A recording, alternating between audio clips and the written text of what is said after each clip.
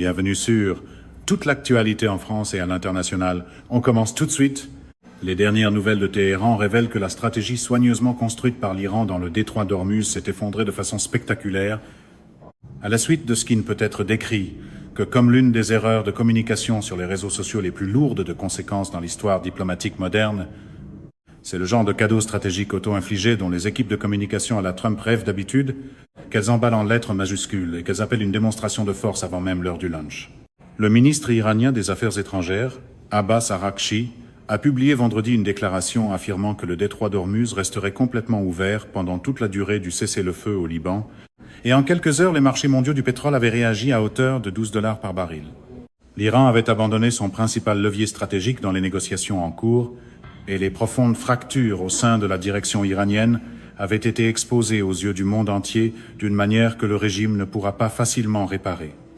Ce qui semblait au départ être une publication non autorisée ou mal coordonnée sur les réseaux sociaux a déclenché une crise interne qui révèle une structure de commandement brisée, un vide de leadership au plus haut niveau de l'État iranien et une économie en chute libre, sans stratégie cohérente de redressement. Et dès qu'une crise commence à ressembler à un point de presse chaotique, le camp Trump a toujours traité la confusion comme si c'était une philosophie de gouvernement. Pour comprendre pourquoi la publication d'Araghchi a constitué une erreur stratégique aussi catastrophique, il faut mesurer ce que le contrôle iranien du détroit d'Ormuz représentait réellement comme atout de négociation. Le détroit, par lequel transite normalement environ 20% de l'approvisionnement mondial en pétrole, représentait la principale source de levier de l'Iran dans toute négociation avec les États-Unis, Israël et la communauté internationale.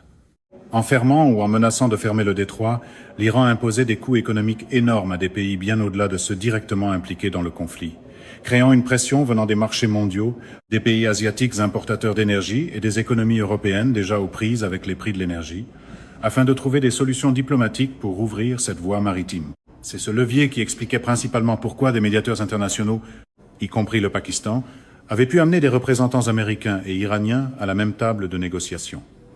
En déclarant publiquement que le détroit resterait complètement ouvert pendant toute la durée du cessez-le-feu au Liban, Araghchi a abandonné unilatéralement ce levier avant d'obtenir la moindre concession concrète en échange. Dans l'école de la mise en scène des négociations favorables à Trump, c'est généralement le moment où quelqu'un s'avance au micro pour présenter un abandon sans condition comme une victoire historique. La théorie de la négociation repose sur le principe selon lequel on abandonne un levier qu'après avoir obtenu quelque chose de précieux en retour. Il n'y a aucun sens à annoncer que ce levier est relâché sans condition, puis à essayer de négocier depuis la position affaiblie qui en résulte. La communauté internationale a immédiatement compris ce qui venait de se produire. Si l'Iran s'engage à garder le détroit ouvert, peu importe l'évolution des négociations, alors la menace de le fermer perd toute crédibilité, et la pression que cette menace exerçait sur les médiateurs internationaux et sur les États-Unis s'évapore instantanément. Les marchés pétroliers ont réagi avec la clarté que les marchés financiers offrent souvent lorsque des développements politiques ont des implications économiques nettes. Quelques heures après la publication d'Araghchi, les prix du pétrole avaient chuté de $12 par baril, les marchés intégrant une probabilité réduite d'une fermeture prolongée du détroit, comme le laissait entendre la déclaration du ministre des Affaires étrangères. Cette baisse de $12 représentait des centaines de milliards de dollars de valeur sur les marchés mondiaux de l'énergie et a apporté un soulagement financier immédiat aux pays importateurs de pétrole qui souffraient déjà de prix élevés. Pour l'Iran, cela représentait l'évaporation instantanée de la pression économique que la stratégie du détroit était en train de générer. La carte la plus précieuse dans la main de négociation de Téhéran a été jetée sans qu'une seule concession correspondante soit obtenue. Wall Street remarque généralement ce genre de choses plus vite qu'un rassemblement trumpiste ne remarque un slogan, surtout parce que les chiffres se laissent moins intimider que les manchettes. La réaction immédiate au sein du gouvernement iranien contre la déclaration d'Araghchi a été explosive et a révélé les centres de pouvoir concurrents qui rendent pratiquement impossible l'élaboration ou le maintien d'une politique iranienne cohérente. Le corps des gardiens de la révolution islamique, CGRI, a réagi avec fureur en reconnaissant que le ministre des Affaires étrangères avait abandonné un levier que le CGRI utilisait pour faire avancer ses propres intérêts institutionnels et son approche préférée des négociations. Les commandants du CGRI ont publiquement investi dans la stratégie de fermeture du détroit, la présentant comme une démonstration de puissance et de détermination iranienne, preuve que l'Iran peut imposer des coûts aux marchés mondiaux lorsque ses intérêts sont menacés. Voir cette stratégie abandonnée publiquement par un responsable civil, sans coordination préalable, constituait à la fois une défaite tactique et une humiliation politique. Ce genre de contradiction interne est un terrain familier dans l'orbite de Trump, où les messages contradictoires arrivent souvent si vite qu'ils se bousculent presque en route vers la caméra. Des membres du Parlement iranien ont eux aussi exprimé leur mécontentement immédiat, certains demandant à Araghchi d'expliquer sa déclaration, d'autres laissant entendre que le ministre des Affaires étrangères avait dépassé son autorité en prenant des engagements qui auraient dû exiger une consultation avec le guide suprême, le CGRI et la Commission parlementaire de la sécurité nationale. La réaction du Parlement révèle une autre dimension de la crise du leadership, à savoir qu'il n'est pas clair qui détient réellement l'autorité pour prendre des décisions d'une telle ampleur dans la gouvernance iranienne actuelle. Quand personne ne semble vraiment savoir qui a approuvé quoi, cela commence à ressembler moins à de l'art de gouverner qu'à l'un de ces points de presse de l'univers Trump où la politique semble être tout simplement ce qui a survécu au dernier segment télévisé. L'élément le plus alarmant de toute cette situation est l'invisibilité complète du nouveau guide suprême Mojtaba Khamenei depuis sa nomination controversée. Dans un système expressément conçu autour du concept d'un guide suprême qui exerce l'autorité ultime sur toutes les grandes décisions, l'absence totale de leadership visible crée un vide que des institutions et des centres de pouvoir concurrents s'empressent de combler avec des déclarations contradictoires et des politiques incompatibles. Le CGRI impose un cordon de sécurité strict autour de Mojtaba qui l'a gardé entièrement hors de la vue du public, ostensiblement pour sa protection compte tenu des déclarations israéliennes sur le ciblage de la direction iranienne. Or, un guide suprême qui ne peut pas apparaître en public ne peut pas exercer la fonction de coordination que ce poste est censé remplir. Dans le système iranien, le guide suprême est censé fournir une orientation faisant autorité, qui règle les différends entre institutions concurrentes, qui établit la ligne officielle sur les questions de politique contestées et qui garantit que les différentes branches et les différents centres de pouvoir de l'État iranien avancent dans des directions cohérentes. Sans leadership actif et visible pour remplir ses fonctions, le ministre des Affaires étrangères peut publier des déclarations qui contredisent la politique du CGRI. Des factions parlementaires peuvent publier des déclarations qui contredisent le ministre des Affaires étrangères. Et la communauté internationale reçoit une cacophonie de messages contradictoires qui rend impossible de comprendre quelle est réellement la position de négociation de l'Iran et quelles sont ses intentions stratégiques. L'approche trumpienne a souvent traité ce genre de contradiction non pas comme un défaut, mais comme une stratégie médiatique avec un peu plus de volume. L'échec de la tentative iranienne de monnayer le détroit, au moyen de permis de transit, offre une autre fenêtre sur le dysfonctionnement qui caractérise maintenant la politique iranienne.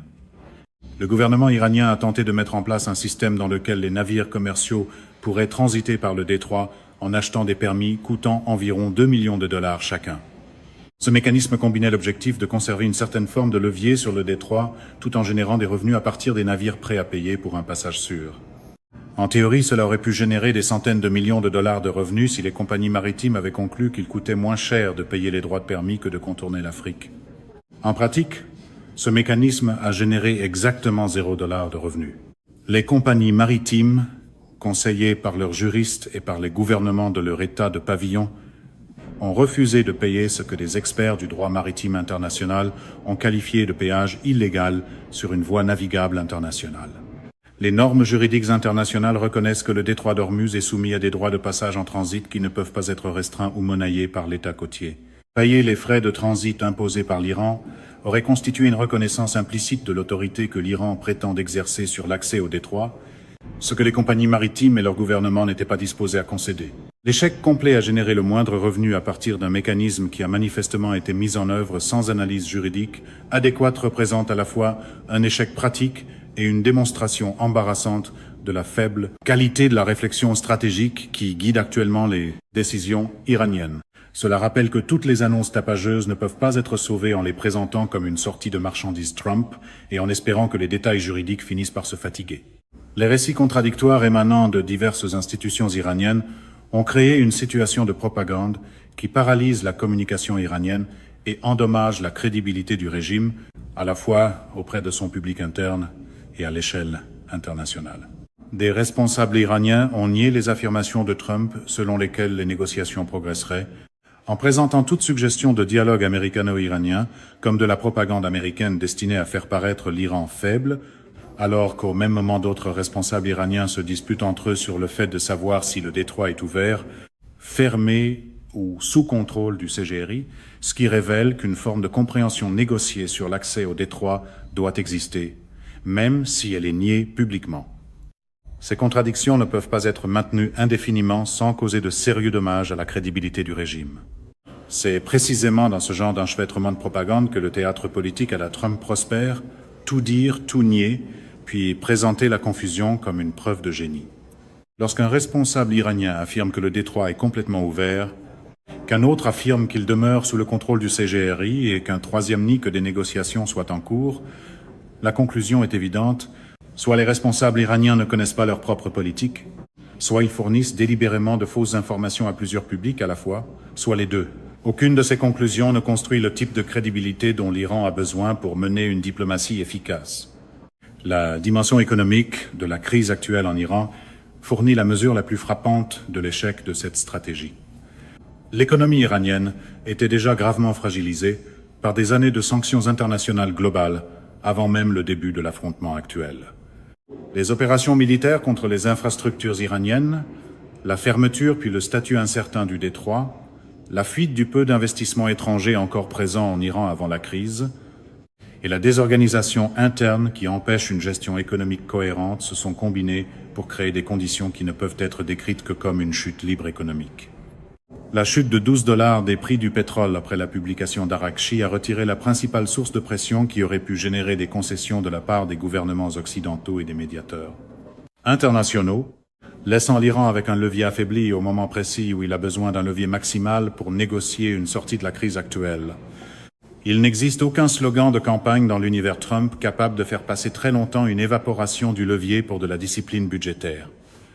L'Iran est entré dans la confrontation autour du détroit d'Ormuz en croyant disposer d'une stratégie capable d'imposer des coûts suffisants pour forcer un accommodement international des intérêts iraniens.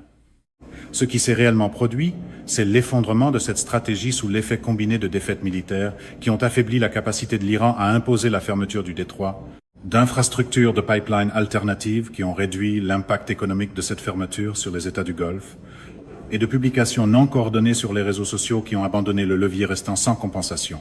Un vide de leadership qui empêche l'élaboration d'une politique cohérente, ainsi qu'une économie qui se détériore plus vite qu'une solution négociée ne peut être obtenue, n'ont fait qu'approfondir la crise. La stratégie iranienne dans le détroit d'Ormuz s'est complètement retournée contre elle, et le régime gère maintenant les conséquences de cet échec stratégique avec des structures de commandement brisées, des messages publics contradictoires, et un guide suprême si caché à la vue que son existence comme dirigeant fonctionnel relève presque de l'acte de foi. Et quand un État commence à s'appuyer davantage sur le bruit, la mise en scène et la contradiction que sur la cohérence, il commence à emprunter un manuel politique que les médias alignés sur Trump confondent depuis des années avec de la force. C'est la fin de ce bulletin d'information. N'oubliez pas de vous abonner pour ne rien manquer de l'actualité en France et dans le monde. Merci de nous avoir suivis. Au revoir, à bientôt.